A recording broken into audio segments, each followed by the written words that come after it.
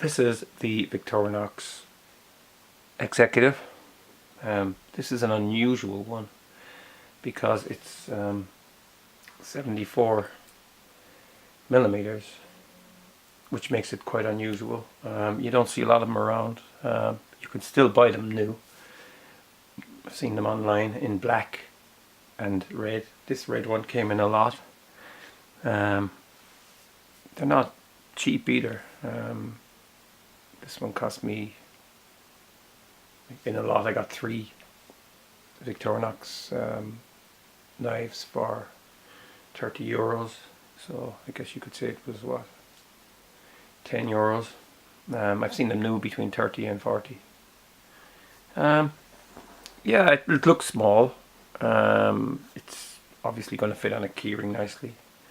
But when you put it up against the SD, it's actually quite big compared to that.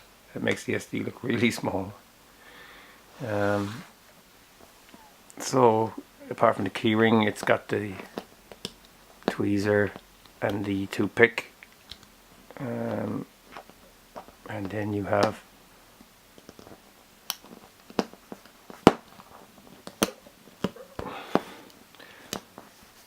I can't get a grip on it. Scissors, typical. A nail. There's a nail file. Kind of a nail cleaner, and a nail file is on this side. Then on the other side you have a long blade, and there's a little blade down here, which is quite small. And then the most oddest tool I've seen is an orange peeler. That's what they call it. I'm not sure how you use this. I presume you just press it against the orange, rotate the orange. It's serrated, and it's got a kind of a flat head on top as well. Yeah, unusual. It's an unusual